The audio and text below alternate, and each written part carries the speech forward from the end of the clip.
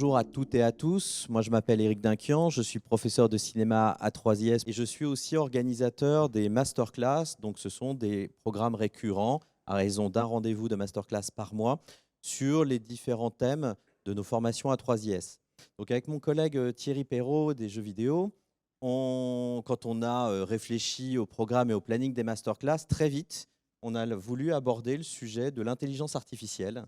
Parce que l'intelligence artificielle, je pense qu'on y est beaucoup soumis. Peut-être qu'on tâtonne avec de notre côté. En tout cas, sur des fils de presse et d'actualité, on a beaucoup d'informations. Est-ce que c'est une information juste ou pas? Et c'est une information, on ne va pas se mentir, qui est assez anxiogène par rapport à nos métiers créatifs, que ce soit dans le jeu vidéo ou dans les autres métiers, comme les métiers du scénario ou plus largement du cinéma. Donc, on va commencer ce premier numéro avec ce thème de l'intelligence artificielle dans les métiers créatifs et le jeu vidéo avec notre invité, Xavier Thual. Merci. Bonjour à tous, merci de me recevoir en tout cas. Donc, Xavier, tu es spécialiste de l'IA, mais pas que. Est-ce que tu peux te présenter à nous en quelques mots? En quelques mots, donc, je suis Xavier Thual, je suis le directeur artistique et réalisateur chez Microïd Studio Paris. J'ai fait une formation traditionnelle Saint-Luc illustrateur, donc j'ai fait Saint-Luc Tournai et Saint-Luc Bruxelles. Voilà, après je suis arrivé tout de suite dans le jeu vidéo à l'époque de la PlayStation 1, ça ne nous rajeunit pas. Voilà. Et puis après j'ai fait des tours sur plus sur du film institutionnel, des grands comptes. J'ai travaillé pour des grandes compagnies, Audi, Renault, voilà, et toujours avec un caractère événementiel, réalité virtuelle, voilà. Et donc ils avaient toujours ce côté un peu recherche et développement. Puis après, je suis revenu à mes premiers amours, qui est le jeu vidéo, voilà. Et j'ai travaillé là dernièrement sur Siberia: The World Before, qui vient de sortir sur toutes les plateformes. Et donc là, j'ai rejoint Thierry sur la dernière production, donc Flashback 2, où j'ai apporté mon soutien. Quel est ton rapport avec l'intelligence artificielle? Dans nos métiers, surtout dans le jeu vidéo, on est constamment challengé pour se renouveler, pour trouver des nouveaux logiciels, une nouvelle façon de produire les images, une nouvelle façon voilà, d'aller un peu plus loin, parce que l'appétence des joueurs avec les nouvelles technologies, avec les nouvelles consoles, ils veulent plus de monde immersif. Donc forcément, nous, derrière, ça nous challenge et on est obligé en fait, de se trouver des solutions. Donc souvent, ce que je dis, c'est qu'une prod, c'est quasiment un nouveau logiciel appris, voire 2, voire 3. Donc forcément, quand l'intelligence artificielle arrive, on se dit, de toute façon, c'est une sorte de déformation professionnelle chez nous, c'est-à-dire qu'on est obligé d'être ce qu'on appelle des early adopters, c'est-à-dire qu'on va les tester. On va essayer de travailler un petit peu, voilà. Donc c'est un peu le Far West au début. On essaie de trouver des solutions et le but, c'est de vous dire un peu mon retour d'expérience en prod sur l'intelligence artificielle. Pour déjà commencer cette masterclass, cet échange de manière claire, peut-être qu'il est nécessaire de définir ce qu'est l'intelligence artificielle. Donc, est-ce qu'on peut définir ce qu'est l'intelligence artificielle d'abord dans le jeu vidéo, parce que c'est sûrement pas la même chose ailleurs? L'intelligence artificielle, il y a deux aspects en fait. C'est-à-dire que l'intelligence artificielle, on a le côté dans le jeu vidéo qui est en gros comment reproduire les réactions humaines de manière situationnelle. Au début, c'était des simples scripts, puis ça s'est complexifié avec des algorithmes pour avoir de plus en plus de rapports comme si on était avec des humains en fait, en face de nous. Donc ça, c'est une première partie de ce qu'on appelle l'intelligence artificielle. C'est un terme un peu galvaudé, je vous l'accorde. Après, l'intelligence artificielle au cœur du jeu vidéo maintenant, ce qu'on commence à mettre en place, c'est ce qu'on appelle des large language models qui nous permettent en fait d'avoir un comportement encore plus fin basé sur un algorithme qui est nourri par énormément de bases de données. Et c'est ce qui va nous permettre, vous avez peut-être dû voir passer, NVIDIA qui a commencé à mettre en place des PNJ qui avaient des comportements assez bluffants parce qu'on pouvait essayer d'aller le challenger pour essayer d'aller lui parler, lui poser des questions. Et il avait toujours une sorte de comportement un peu humain. Voilà, et c'était assez impressionnant de voir ça. Et ça, justement, c'est basé sur les nouvelles technologies. Donc, l'intelligence artificielle, on a vraiment deux aspects dans le jeu vidéo. C'est vraiment ce côté-là et aussi le côté production. Donc, on va s'aider de l'intelligence artificielle pour produire des images, pour corriger le code, pour potentiellement et, voilà, nous aider à écrire. Donc forcément, on est obligé de commencer à en mettre en place ces outils, même si on sait très bien que la législation court après ces outils pour le moment. Donc c'est un peu, mais on est obligé de prendre le train en marche parce que il y a bien un moment où ils vont statuer sur cette législation et on sera à la page à ce moment-là. Et aujourd'hui, on l'utilise dans quel métier le plus souvent? Il y a un métier en particulier dans lequel on pourrait dire on utilise plus l'IA que dans un autre? Bah là, pour le moment, moi, j'ai envie de dire plus mon domaine dans l'image, forcément. Mais je ne suis pas objectif. Mais je sais qu'il y a beaucoup de devs qui s'en servent pour corriger leur code. Donc ça sert énormément. Donc je dirais dev et image. On entend beaucoup parler de l'IA dans le domaine du cinéma aussi, avec les comédiens et les scénaristes. Peut-être on l'abordera en détail un petit peu plus tard, mais la question c'est, est-ce que c'est la même IA que dans les jeux vidéo ou est-ce que c'est encore des choses différentes? Parce qu'on fait des fois des fourre-tout avec ce terme. Ah oui, parce qu'en fait, si vous voulez, l'IA à la base, on parle surtout d'OpenAI qui permet en fait de décliner les large language models, ce qu'on appelle les large language models. Mais c'est le même principe, tout est basé sur le même principe, c'est-à-dire et c'est pourquoi ça s'est développé maintenant, puisque les puissances de calcul nous permettent énormément de pouvoir faire travailler ces modèles-là, et derrière de pouvoir les appliquer à ce que ça soit de la vidéo, du son, de l'image, du code. Voilà, donc, et ça s'est démocratisé. Les outils ils se sont démocratisés et c'est pour ça que maintenant tout le monde en parle. Parce qu'il y en avait déjà un petit peu avant, mais c'était quand même très rudimentaire et il fallait vraiment être un technicien pour vraiment arriver à s'en servir. Alors, à propos de s'en servir, est-ce que l'on peut, simplement, en vulgarisant aussi, expliquer le fonctionnement d'une intelligence artificielle? Parce que on voit parfois des démonstrations techniques, je pense notamment à la démonstration de Photoshop avec un spot de pub ou avec un petit lasso et en écrivant un mot-clé, et là, tout d'un coup, il y a tout qui change sur un claquement de doigts. Tu peux expliquer plus précisément comment ça fonctionne, comment ça se nourrit et comment après ça s'utilise en tant qu'outil? Je ne vais pas rentrer dans les détails vraiment techniques de comment se crée une image artificielle, mais il faut savoir que c'est plus basé sur de la probabilité. C'est d'ailleurs comme ça qu'on reconnaît une image qui a été créée par intelligence artificielle ou pas. C'est parce qu'ils peuvent arriver à déterminer la probabilité que cette image-là a été faite par une IA. C'est-à-dire que il va aller chercher dans ce large language model par exemple, quand on veut créer un chien, il va aller regarder tout dans sa base de données, tous les chiens qui ont été faits, toutes les images de chiens, et ils vont s'apercevoir en fait des points de correspondance. Donc forcément, quand il veut recréer une image de chien, il va aller taper tous ces points de correspondance. Et ça, des algorithmes peuvent déconstruire ce système-là pour dire, bah là, en fait, par exemple, une image a été créée à 80% par une intelligence artificielle. Donc c'est un petit peu comme ça, mais en fait, si vous voulez, c'est pas vraiment très intelligent, c'est juste prédictif. Il va aller au plus simple pour lui, au plus évident. Voilà.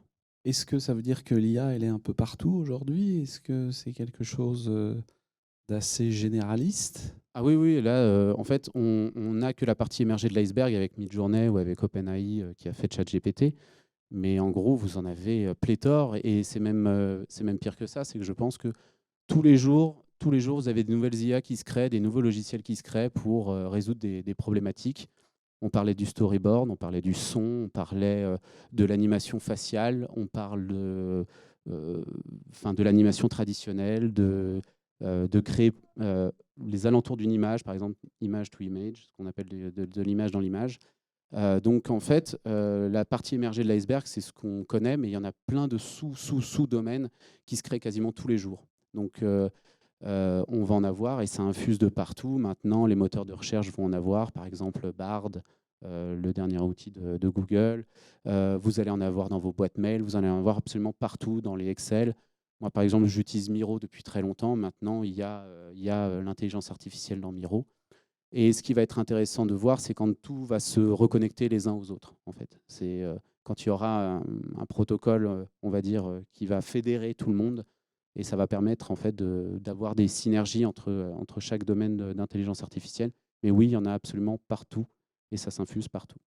Là, on va se diriger vraiment sur le sujet des jeux vidéo. On voit que ce qui ressort souvent, c'est le rapport à l'automation. Et là, ça devient un outil qui devient quasiment obligatoire. Est-ce que tu peux nous en parler?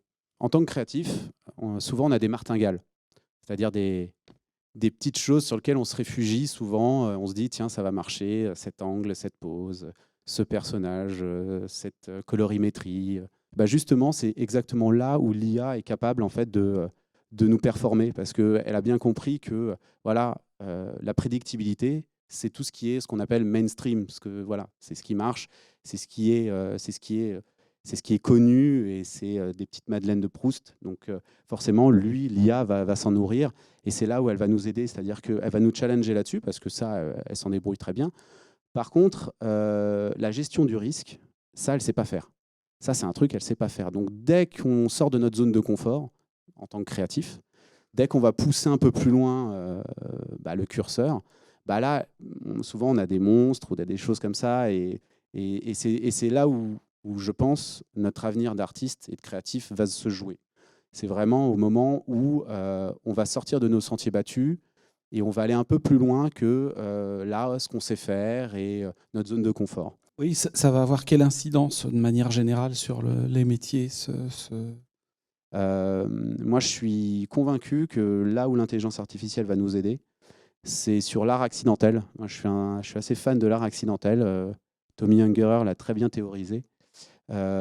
Et en gros, si vous voulez, c'est d'aller gratter la couche pour créer des accidents, et cet accident va être intéressant. Quand on fait par exemple des filtres sur Photoshop et qu'on fait défiler les filtres, ceux qu'on n'avait pas forcément prévus, et hop, on tombe sur quelque chose qu'on n'avait pas du tout anticipé, et ça nous permet de rebondir dessus et d'être plus créatif et d'aller plus loin. Donc oui, ça va nous aider là-dessus, l'intelligence artificielle. C'est que ça va nous pousser dans nos retranchements, et tout ce qu'on faisait de manière confortable, elle va s'en charger. Donc on aura plus de temps pour aller plus loin. On va aborder l'IA dans la création graphique. Tu nous as confié une board, si on peut l'afficher, avec certains travaux qui ont été faits par IA. Moi, quand je vois ça, je me pose la question de comment on génère ça, parce que moi, je bricole avec Midjourney, etc. Et ça donne pas du tout ce résultat. Donc, je me pose la question, est-ce que c'est moi qui n'ai pas trouvé la bonne formule dans ce qu'on appelle les prompts, hein, c'est-à-dire les commandes que l'on donne à l'IA, ou est-ce qu'il y a en fait tout un travail que je soupçonne pas, si moi je suis vraiment néophyte? Tu peux nous éclairer sur cet aspect?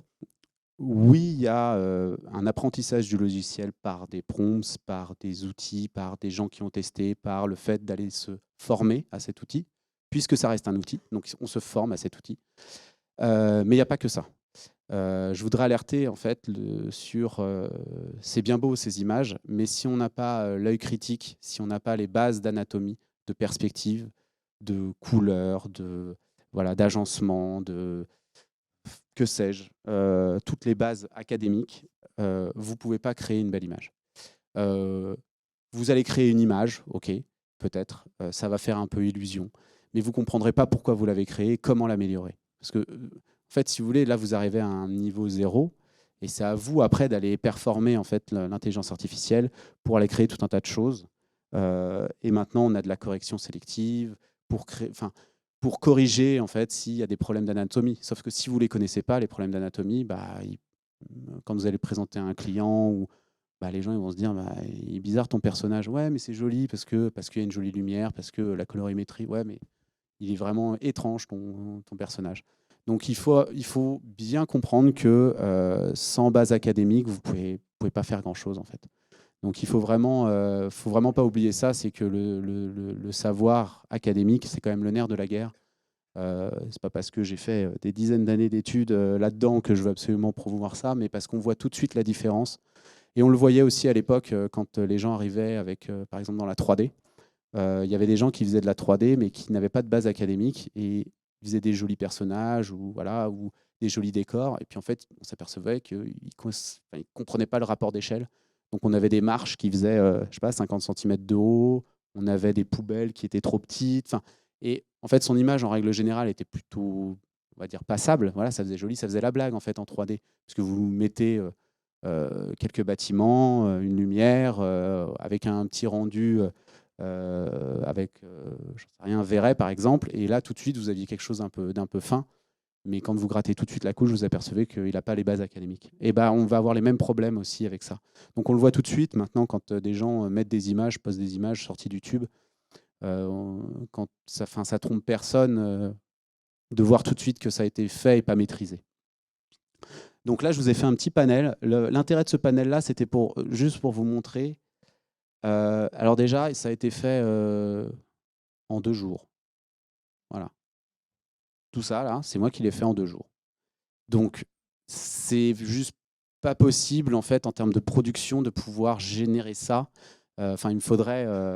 Enfin, c'est juste pas possible, quoi. Pour moi, c'est un Eldorado parce que je peux vraiment aller tester mes idées et tout de suite les confronter à d'autres corps de métier. Voilà. Moi, c'est ça qui m'intéresse, c'est surtout d'avoir un accès rapide et efficace à des idées que j'ai dans ma tête pour pouvoir les proposer en interne et en externe. Parce que mon boulot, c'est ça, c'est d'aller vendre des idées et déjà un éditeur pour qu'il le finance. Et après, quand il l'a financé, de pouvoir distribuer ça aux autres corps de métier et qui comprennent là où on veut en venir. Par exemple, le game director. Le game director, si je lui dis que j'aimerais bien faire, j'en sais rien moi, un personnage comme ceci ou comme cela, lui il va me le caractériser derrière, il va me dire voilà un personnage comment je le vois aussi. Et rapidement, en réunion, je peux lui faire déjà des propositions de 4, 5, 10, 15, 20 personnages et que tout de suite, on ait la même finalité de la vision. Et il se dit tout de suite, ah non, ça, il est trop dur, je le voyais beaucoup plus rond, beaucoup plus... voilà, donc on peut beaucoup plus facilement arriver à un résultat et un résultat que tout le monde, on peut se projeter beaucoup plus facilement. Donc c'est pas franchement compliqué pour faire un personnage. On va rapidement arriver à quelque chose d'intéressant avec comment on peut faire, comment on doit commencer avec une IA pour faire un bon personnage de jeu vidéo. Je dirais déjà le caractériser. Parce que souvent, la plupart des gens veulent brûler les étapes. Et ok, ça aide pas non plus, on est d'accord. Mais il faut déjà caractériser un personnage. À la base, c'est l'idée, en fait. L'idée, il ne faut pas l'oublier, c'est une idée, c'est une envie, ça vient d'en bas. Là, ce n'est qu'une, on va dire, une étape jolie, certes. Ok, souvent, on aime bien montrer des jolies images et tout. J'ai le bon rôle, hein, donc c'est vrai que j'ai le bon rôle au studio, parce que souvent des docs de game design ou des docs de scénario, parfois, bon, les gens... Alors moi, j'arrive avec mes jolies images, tout de suite, c'est beaucoup plus simple à expliquer. Mais au-delà de ça, en fait, il faut avoir une idée, il faut avoir une caractérisation, il faut en discuter avec les équipes, avec les gens qui... avec le scénariste, voilà, avec le game director, comment est-ce qu'il voit le personnage, de faire déjà peut-être aussi, d'aller chercher aussi dans nos connaissances des vieux films qu'on aimait bien, certains personnages, comment ils étaient caractérisés, voilà, souvent on fait une sorte de casting idéal, c'est ça qui est génial, c'est qu'on se fait un casting idéal, on peut mettre n'importe quel acteur décédé ou encore vivant qu'on rêverait de mettre dans notre jeu, et parce qu'on l'a aimé dans tel ou tel film. Et déjà, on le caractérise. Après, on fait du benchmark. Voilà, on prend des images du personnage, des photos ou des extraits de films, et on peut les faire mouliner par l'intelligence artificielle. C'est-à-dire que souvent, on dit Midjourney avec des textes, mais il n'y a pas que du texte. Vous pouvez mettre aussi des images. Vous pouvez agencer les images, vous pouvez leur mettre un poids, ce qu'on dit une incidence sur le poids. Donc, moi, souvent, ce que je fais, c'est que je travaille peut-être avec des images, des photos, mais pas que. Je fais aussi des dessins que je mets aussi dans l'IA, que je fais mouliner. Et après, je mets du texte en plus. Ça me sort des images. Ces images-là, je les redonne à l'IA. Voilà. Le but, c'est de l'emmener un peu par la main. En fait, il faut savoir quelque chose, c'est que Midjourney, je le considère un peu comme un petit enfant génial. Il sait super bien peindre, mais il ne sait pas exactement ce qu'il fait. Voilà. Pour lui, un arbre, ça peut être un saule pleureur, ça peut être, j'en sais rien, moi, un érable, ça peut être ce qu'il veut. Donc en fait, il y a un moment où quand vous allez lui dire quelque chose, ça va revenir comme un effet boomerang. Si vous vous trompez, ou si vous n'êtes pas assez précis, ou si vous n'êtes pas compris, si vous n'avez pas compris comment fonctionne Midjourney, bah c'est là où on arrive sur « Ah, bah, je ne comprends pas. Moi, je fais des prompts, je fais des trucs, ça ne veut pas faire du tout ce que je veux. Et moi, je fais des prompts et j'arrive exactement là où je veux l'amener, voire même, il m'emmène encore plus loin à des choses auxquelles je n'aurais même pas pensé ou des propositions où tu te dis « Ah ouais, ça, il y a quelque chose derrière, il y a une bonne matière, et on va l'emmener encore plus loin. Et en fait, c'est ça l'intérêt, c'est de créer une synergie avec lui. Donc, si vous voulez créer avec Midjourney ou avec d'autres, il faut le nourrir et il faut le comprendre. Alors justement, tu parles de personnages, mais par exemple dans les jeux, il y a des lignes de dialogue avec des PNJ. Est-ce qu'aujourd'hui c'est convaincant le résultat qu'on peut avoir dans un jeu avec est-ce que déjà il y en a qui sont utilisés? Est-ce qu'on le fait déjà?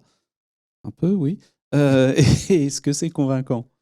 Les lignes de dialogue qui sont certes, pourront potentiellement être écrites ou non en fonction de la législation. Voilà, ça c'est un sujet, mais il y aura toujours une porte dérobée parce que les dialogues générés en temps réel, basés sur des LLM, les Large Language Models, forcément, ça va passer par de l'intelligence artificielle. Et quand on va voir le gap entre des personnages de quête qui vont avoir 3 lignes, qui vont se répéter au bout d'un moment, et un personnage dans lequel en fait, vous allez arriver de manière agressive, ou en essayant de le soudoyer, ou en essayant de minauder, ou en essayant d'être plus pushy, et qui va répondre totalement différemment, qui va s'adapter à vous, et vous avez l'impression en fait que c'est quasiment un acteur qui vous parle, un acteur humain qui joue le rôle.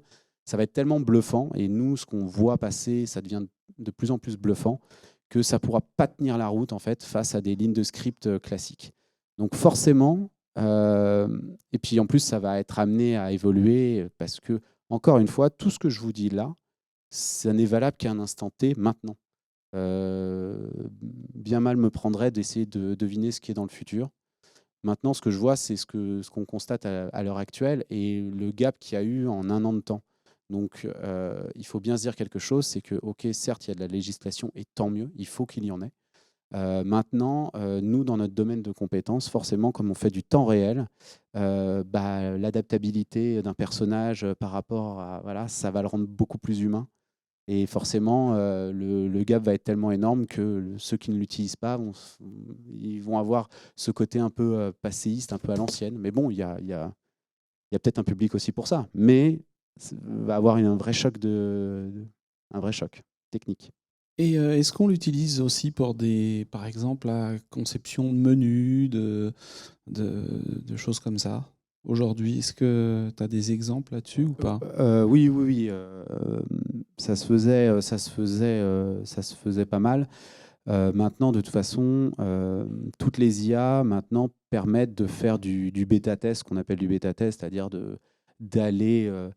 souvent, à l'époque, voilà, on prenait des gentils humains qui étaient payés à tester les menus, de savoir est-ce que c'était intéressant, est-ce que c'était intuitif, est-ce qu'on comprenait bien, est-ce que voilà, machin.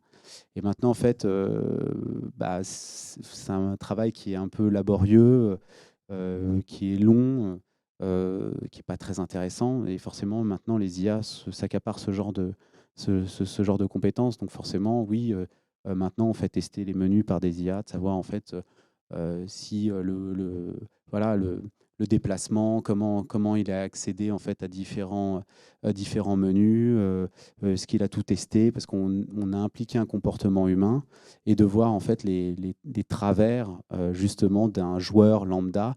Et ça, on peut le tester des milliers, des milliers et des milliers de fois. Et il faut bien savoir quelque chose, c'est que la donnée et la grande donnée, ce qu'on appelle la métadonnée, c'est ce qui va nous intéresser pour dégager des tendances. Parce que c'est ce qui nous intéresse, nous, c'est les tendances. En fait, c'est de savoir en fait, si à 80% on utilise bien le menu, ou à 60%, ou au contraire, c'est complètement à côté, à 20%. Et qu'est-ce qui pourrait être amélioré? L'IA va nous faire des propositions pour dire, voilà, si vous déplacez ce bouton-là, si vous le changez de couleur, voilà, ça s'appelle, dans le site internet, ça s'appelait le gros hacking, et c'était des tests comme ça. Et maintenant, il y a des IA qui s'en emparent justement pour l'appliquer au site internet, mais aussi aux jeux vidéo et aux menus et à la navigation en règle générale sur internet. Et est-ce qu'on peut extrapoler en imaginant peut-être dans un jeu vidéo des menus qui pourraient s'adapter à différents joueurs, différents, avec des goûts peut-être on sait qu'on peut customiser des fois certains hubs, mais aller plus loin aussi sur cet aspect-là? Complètement, et de toute façon, c'est un peu, les studios s'y mettent de plus en plus, mais c'est l'accessibilité à toutes les interfaces. Maintenant, vous avez des jeux pour les daltoniens, des jeux pour même des malvoyants. Donc, on est sur justement un domaine qui est ultra enrichissant pour tous les publics, quels qu'ils soient, et qui puissent avoir accès aux jeux vidéo de la manière la plus directe possible.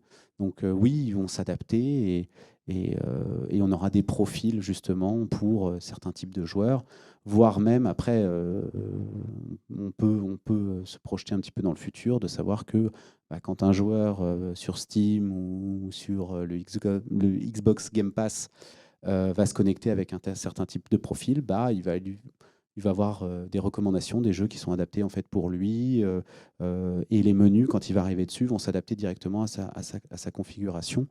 Et même pire que ça, c'est qu'il pourrait très bien, en fait, si le jeu détecte qu'il ne se sert pas suffisamment de telle ou telle interface qui pourrait lui simplifier la vie parce qu'il bute sur sur un boss, ou s'il ne fait pas assez de craft, ou si voilà, et ben, il pourra très bien lui suggérer de mettre ça un peu plus en avant, ou de le rendre un petit peu plus accessible.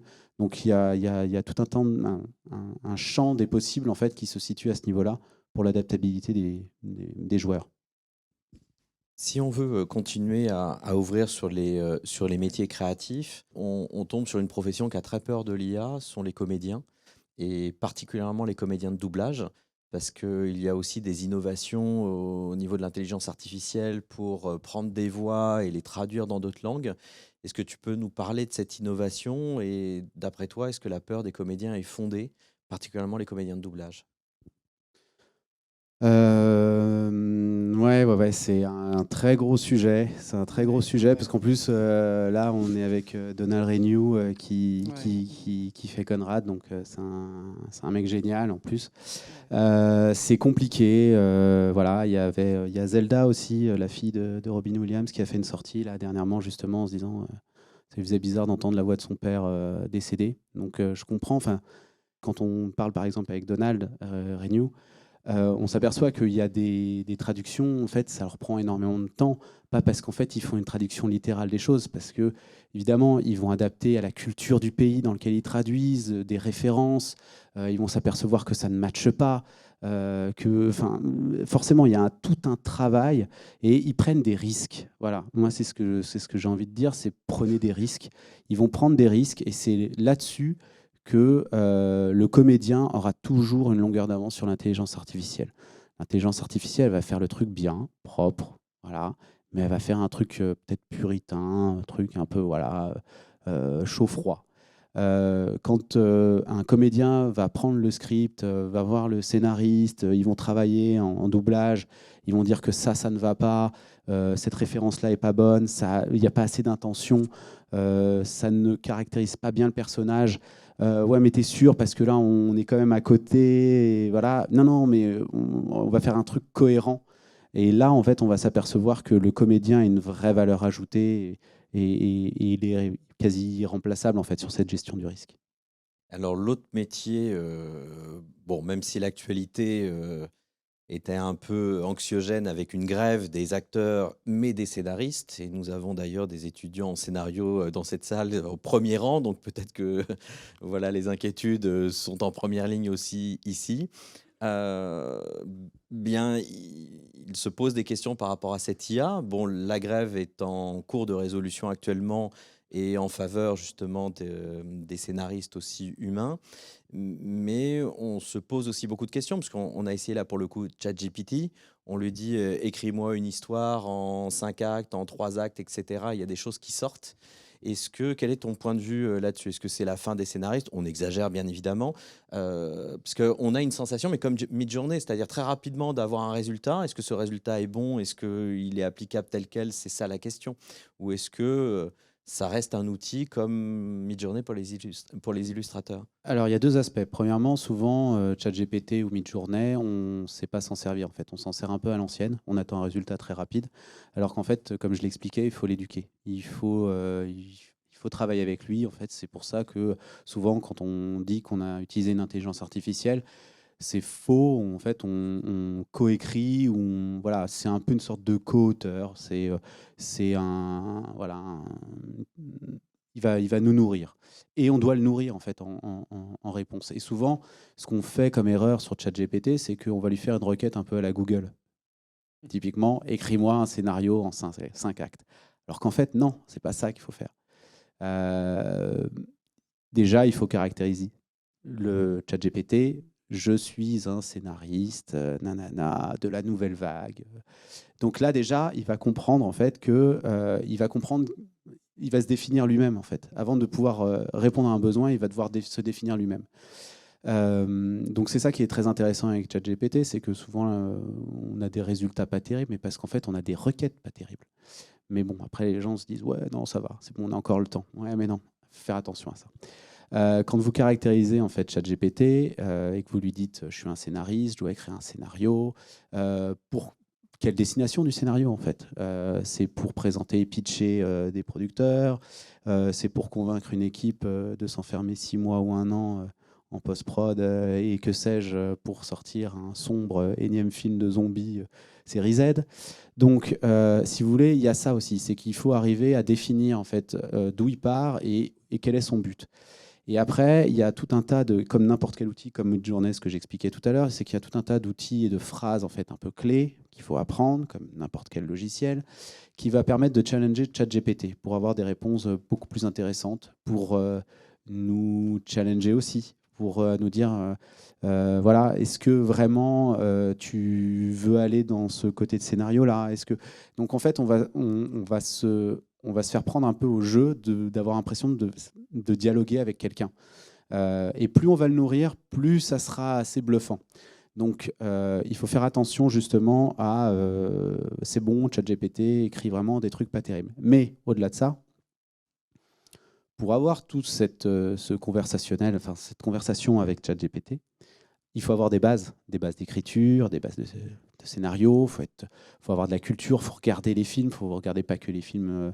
Enfin, il faut se nourrir et il faut créer sa propre écriture en fait. Et c'est là où ça va être intéressant, c'est-à-dire que ce que vous pouviez mettre des années à écrire, bah là, vous pouvez l'écrire beaucoup plus rapidement en fait, et avoir des retours beaucoup plus rapides, le faire lire à d'autres, de voir tout de suite s'il y a quelque chose qui prend. Donc c'est tout à fait intéressant parce que je le vois plus comme si vous aviez un assistant qui écrivait avec vous et qui vous aidait en fait à écrire. Alors ouais, il est un peu génial, mais il est un peu bête aussi de temps en temps. Donc il faut le nourrir, il faut le corriger. Et pour pouvoir le corriger, eh ben, il faut savoir aussi là où on veut aller et ce qu'on veut écrire. Bon, ça reste globalement rassurant. Oui, c'est plus rassurant. Mais en fait, ce que moi j'entends, c'est que vraiment, il faut qu'il y ait un dialogue entre les deux. Enfin, et surtout que l'utilisateur, bah, il ait la culture, qu'il ait une formation des fois traditionnelle, qu'il ait tout ça. Sinon, ça ne marchera pas. Ça ne marchera pas parce qu'on ne serait pas capable de voir en fait, ce qui fonctionne. En fait. Vous allez mettre ça dans une boîte de Pandore, vous allez secouer, vous allez avoir un joli truc.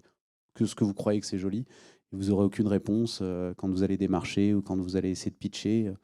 Si vous arrivez jusqu'au pitch, les gens en fait, vont vous jeter parce qu'en fait, il y en aura 3000 scénarios comme ça, insipides, absolument sans saveur, et pourtant vous êtes persuadé que c'est vachement bien. Et je pense que c'est pour le meilleur en fait. Donc si on veut un côté positif, c'est justement vous avez beaucoup de chance en fait d'arriver pile poil au moment du changement de paradigme, de pouvoir d'en faire une force en fait et de ne pas le subir. Donc c'est un outil, si on synthétise, qui va nous aider à franchir un cap. Peut-être, je vulgarise encore, comme Photoshop est arrivé, on disait c'est la mort des photographes, et non, c'est un outil maintenant que tout le monde utilise et ça n'a pas tué le métier, donc tout va bien. Mais j'ai quand même l'impression que c'est un outil très puissant, qui est arrivé sans qu'on soit réellement préparé. C'est arrivé un peu comme ça. Alors la question, c'est est-ce que c'est pas un outil qui est arrivé aussi trop vite, à la portée de tous, sans qu'on soit véritablement initié d'une certaine manière? C'est arrivé vite, c'est arrivé très vite, peut-être trop vite au grand public. Voilà. C'est plus ça, c'est-à-dire que maintenant, on se fait un peu vampiriser par les images qu'on voit de, j'en sais rien moi, le pape François en doudoune, Balenciaga, Macron dans les manifestations, enfin des trucs comme ça. Donc souvent, en fait, on a nos parents qui viennent nous voir en nous disant ah c'est Midjourney, c'est le diable et tout, on va faire des fake news et tout ça. Par contre, nous les pros, forcément, comme c'est arrivé quasiment au même moment dans le grand public et pour les pros, forcément, on a un peu de, on ne sait pas trop sur quel pied danser, mais on essaie de rattraper ça. C'est justement pour ça que je suis ici ce soir. C'est aussi pour vous dire qu'il n'y a pas que ça, il y a aussi, on s'en sert vraiment pour être créatif. Voilà, c'est pas juste piller le travail des illustrateurs et essayer de faire des vues sur YouTube, quoi. Bah oui, moi quand j'entends tout ça, ça me fait penser à une période aussi où on faisait que de la 2D. On travaillait sur des NES, des Super NES, des Master System, des Mega Drive. Et quand on a vu la 3D arriver, tout le monde a eu très très peur. Et on s'est dit, c'est fini, il n'y aura plus jamais de 2D. C'est terminé. Maintenant, on va passer à la 3D, on va faire que de la 3D. Puis il y a la PlayStation qui est arrivée, qui nous a dit, oui, effectivement, on va faire de la 3D, plein de 3D. Puis vous voyez qu'aujourd'hui, la 2D, elle est toujours ultra présente, et même presque encore plus, on pourrait dire, les jeux indépendants et tout ça, ils sont en 2D. Voilà, il y a de la 2D, ça continue, et c'est de plus en plus performant même. La 2D, elle est de plus en plus jolie, de plus en plus, parce que la technique évolue. Mais moi, je compare souvent à ça, c'est que je vois la 3D, ça a été le diable aussi quand c'est arrivé. Mais c'est là où, c'était pas au niveau du public, c'était qu'au niveau des professionnels. C'était pas pareil. Alors, malgré tout, on pourrait parler de cadre juridique quand même, parce que si on se réfère à nouveau à la grève des acteurs et des scénaristes, donc là, un accord est trouvé. Et parmi cet accord au niveau des scénaristes, c'est qu'il y a un cadre juridique sur la place de l'IA dans l'écriture scénaristique et de l'auteur. Et là, ce qui est pour l'instant dans le début de texte qui émerge, c'est le fait que, surtout avec leur structure syndicale, un scénario ne pourra pas avoir cette appellation de scénario pour être produit en studio s'il a été intégralement ou en grande partie écrit par une IA. Il faudra absolument que ce soit un outil au service d'un auteur qui soit clairement identifié. Donc ça, c'est un cadre qu'ils ont mis en place, en tout cas qu'ils sont en train de commencer à mettre en place. Est-ce que d'après toi, c'est la bonne direction, c'est-à-dire de mettre en place des cadres juridiques comme ça pour encadrer l'utilisation de l'IA? Obligatoirement. Sans cadre juridique, forcément, vous allez avoir des instincts financiers qui vont forcément prendre le pas pour se dire comment est-ce que je fais pour produire moins cher. Voilà, c'est pas plus bête que ça. Ils sont pas altruistes, ils sont pas là pour sauver le monde, ils sont là pour voilà. Et souvent ces gens-là sont pas là pour la beauté de l'art, donc ils sont plus là pour faire de l'argent. Et voilà, donc forcément eux, s'ils arrivent à avoir un coût de production moindre, ils vont s'enfourner dedans. Donc ça, c'est obligatoire qu'il y ait un cadre. De toute façon, sur cet aspect-là, ça c'est une première chose. Sur les images générées, par exemple, par Midjourney, il faut bien savoir quelque chose, c'est que pour le moment aux États-Unis, on ne peut pas déposer de copyright. C'est-à-dire qu'il y a 3 ou 4 cours là, qui ont statué. Donc là, c'est très simple. C'est que si vous créez un personnage par une intelligence artificielle, n'importe qui aux États-Unis peut vous le prendre, en faire des mugs, et vous ne pouvez pas revendiquer en fait cette propriété. En France, c'est différent. En France, ça s'adapte un peu à chaque pays. C'est-à-dire, c'est un peu une myriade, donc c'est pour ça que c'est un peu le Far West. En France, c'est celui qui a généré l'image qui est propriétaire de son image. Donc normalement, voilà. Mais encore une fois, souvent la législation, elle est comme nous en fait. C'est-à-dire que ça a débarqué il y a 1 an, ils ont fait waouh, et ils n'ont pas compris en fait ce qui s'était passé. Donc forcément, ils courent derrière pour attraper leurs petits en essayant de se dire comment est-ce que je vais faire pour réguler tout ça. De toute façon, ça va se faire dans le temps. Il y aura forcément des pots cassés, et ça va être un peu compliqué. Mais oui, c'est obligatoire, c'est important. Et ce qu'il faudrait surtout, c'est que la législation évolue en fonction aussi de la technologie. C'est-à-dire que là, l'intelligence artificielle, ils ont réussi à trouver un accord là maintenant avec cette intelligence artificielle-là. Mais dans 6 mois ou dans 1 an, ça ne sera pas la même intelligence artificielle, ça sera pas les mêmes, ça sera peut-être beaucoup plus subtil, beaucoup plus fin, comme j'expliquais tout à l'heure. Comment arriver à prouver que ça a été fait par une intelligence artificielle ou pas? Bon, il y a du rétro-engineering, ce qu'on appelle comment arriver à calculer, de savoir si une image ou pas, elle est faite par une intelligence artificielle grâce, encore une fois, à la prédictibilité, à la probabilité. Donc on scanne une image et on se dit, ah bah tiens, cette image-là, il y a une forte chance, il y a 80% de chances que ça soit fait par de l'intelligence artificielle. Après, comment est-ce que vous voulez faire? Puisque maintenant, on peut mixer les intelligences artificielles. C'est-à-dire que je crée un personnage, je fais du concept art sur Midjourney. Je prends cette image-là, je l'envoie dans Stable Diffusion pour faire du posing avec le système des Bones. Puis après, ce que je fais, c'est que je le mets dans Photoshop. Et maintenant, enfin, c'est dans le nouveau maintenant, mais avant, j'utilisais donc la bêta, c'était Firefly. Et je fais du contenu génératif dans Photoshop. Bonne chance pour savoir, parce que justement, c'est que ça va être multi-protéiforme, donc forcément, ça va être très très compliqué pour savoir ce qui a été fait par une intelligence ou pas. Voilà. Donc là, ça ouvre des pans entiers un peu vertigineux, mais en tout cas, c'est bien qu'il y ait un cadre. Justement pour réguler un petit peu tout ça et que ça ne soit pas le Far West pendant des années. Et une dernière question avant de vous donner la parole pour synthétiser nos échanges. On lit, et je pense que c'est une forme de vérité, même si on ne peut pas se positionner comme vérité absolue, que l'IA va malgré tout faire un peu de dégâts dans certains métiers. Ça paraît inévitable, mais comme toute révolution d'une certaine manière. Mais aussi que, en contrepartie, c'est une technologie, c'est un outil qui va générer aussi des emplois. Donc on va en perdre et on va en gagner. Est-ce que d'après toi, là, dans le rapport, dans la balance, est-ce que le positif va l'emporter sur le négatif, en tout cas à cet instant? Alors, j'étais assez dubitatif sur quand j'ai un peu étudié le truc, et c'est vrai que souvent on fonctionne très franco-français, très européen. Alors j'ai envie de dire oui, la balance sera équilibrée, non, pas que en France. C'est-à-dire qu'il y a beaucoup de compétences qui vont partir à l'étranger parce que la législation est plus souple, parce que les entreprises et les studios qui sont capables de se réinventer. En France, on est peut-être un peu plus, on sera un peu plus protégé, certes, mais le changement va être un peu plus compliqué, donc ils vont se faire potentiellement aspirer par d'autres pays. Donc oui, il y aura un déficit sûrement en France, donc à voir en fait, est-ce qu'il ne faudra pas bouger, aller voir d'autres pays et justement prendre des compétences dans d'autres pays, revenir après, créer quelque chose aussi en France, parce que c'est un peu la France qui nous a formés, donc aussi lui rendre ça. Donc, moi, ce que je vois, c'est que à niveau mondial, ça va créer des emplois, plus d'emplois que ça va en détruire. Maintenant, au niveau franco-français, je ne pense pas. Très bien, merci. On va maintenant se tourner vers vous. On va se tourner aussi vers le chat de Twitch. Donc, notre modérateur va nous rejoindre pour nous remonter les éventuelles questions. Donc, je me balade dans la salle. Vous levez la main si vous avez une question à poser à notre invité.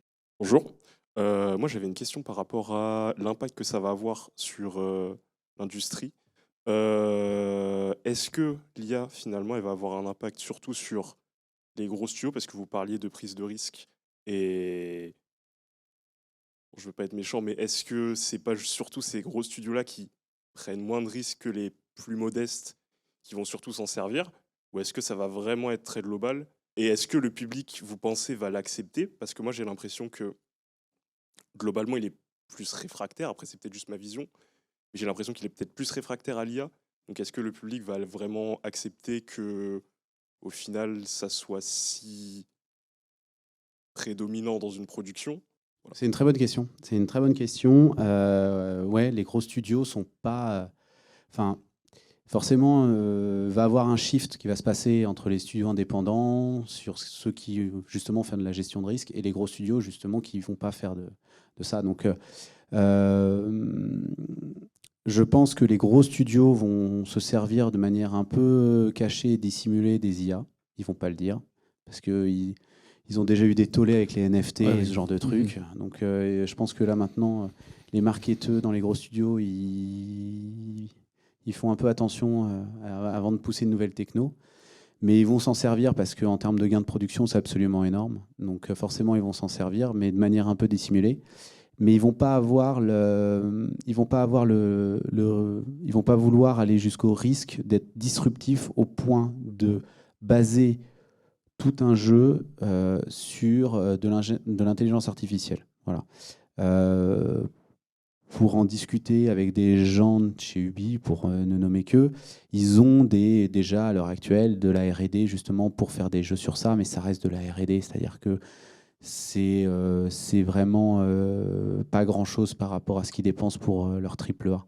Ils ont des bilans comptables à défendre, ils peuvent pas en fait se permettre ce genre de shift. Et les seuls qui pourront faire ça, je pense, ce sont des petits studios indés, justement montés avec voilà, 4-5 personnes, produits par Devolver pour ne nommer que, autofinancés, crowdfunding, voilà, avec une belle communauté qui s'agrège autour, mais qui a une promesse pour l'intelligence artificielle en fait, d'être disruptif et d'apporter quelque chose. C'est ce que j'allais dire, c'est qu'en fait, si vous servez de l'IA pour faire ce qui existe déjà, en fait, forcément, ça peut être que déceptif. Ça peut être que des craintes de se dire ah, bah, vous remplacez en fait ce qu'on fait déjà par de l'IA. Et c'est ce que j'essaie de vous dire depuis tout à l'heure, c'est qu'en fait, l'IA, ça va nous permettre d'aller beaucoup plus loin que ce qu'on pense à l'heure actuelle, c'est-à-dire des jeux auxquels vous ne penseriez même pas. Des jeux avec des gameplays qui se renouvellent quasiment constamment, qu'on n'a pas encore inventé. Et pour ça, il faut être extrêmement disruptif.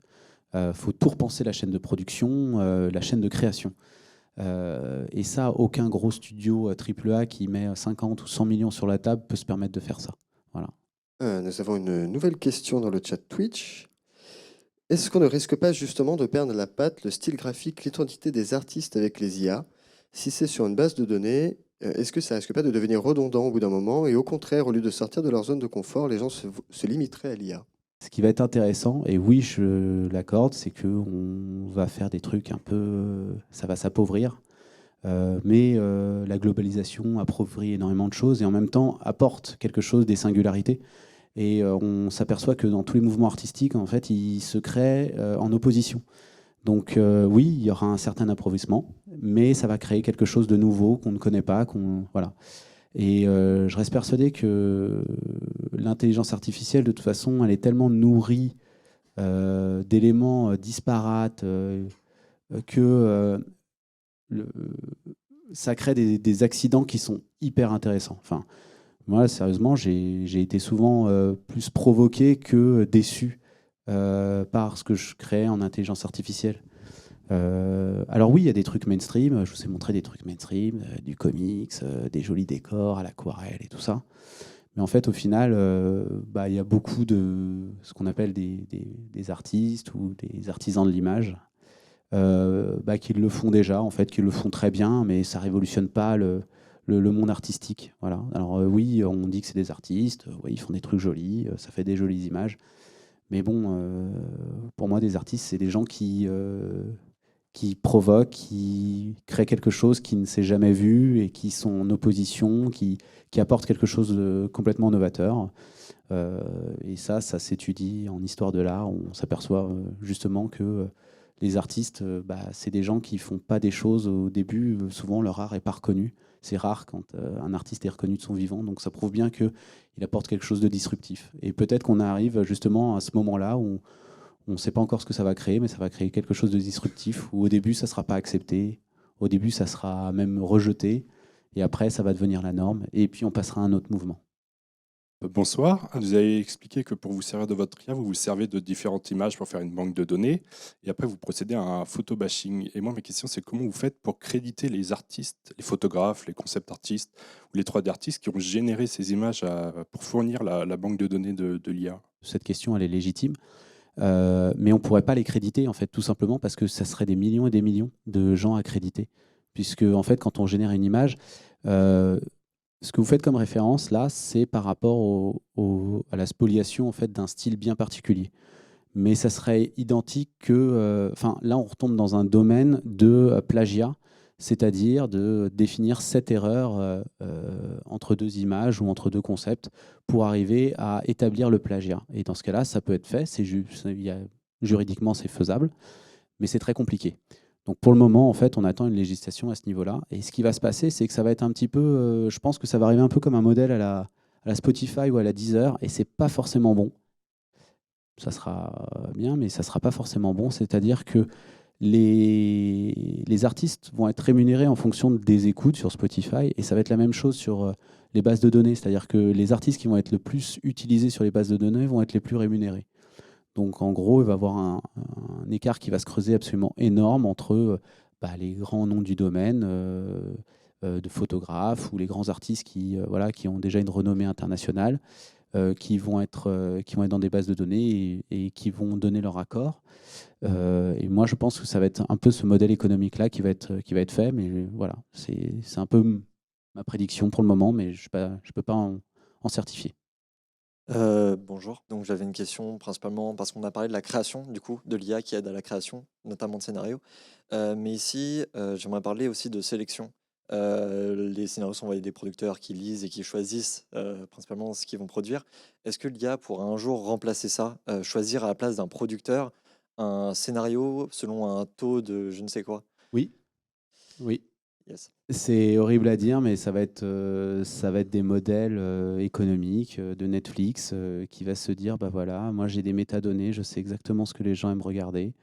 Voilà, et il va falloir faire sortir un certain nombre de films de Noël, sortir un certain nombre de courts-métrages, sortir dans un tous certain les nombre.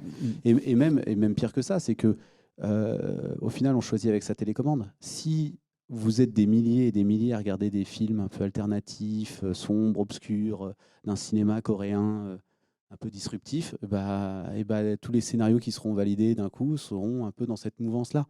Donc, on vote avec sa télécommande aussi. C'est horrible à dire, mais s'il n'y a pas de public, ils ne vont pas aller dessus. Et forcément, les grandes plateformes, on en revient aussi à la dépendance.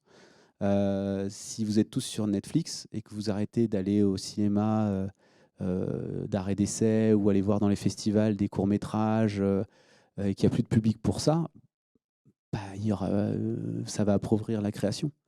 Donc c'est à vous aussi de promouvoir votre art, en fait, à emmener vos potes, à leur faire découvrir des cinémas alternatifs et pas que le dernier Indiana Jones ou Spider-Man. Voilà. Très bien. Merci à toutes et à tous pour toutes vos questions qui ont été bien nourries. Merci Xavier, quand même, tu as répondu à beaucoup J'espère. d'interrogations. Et bien écoutez, on peut t'applaudir quand même très fort.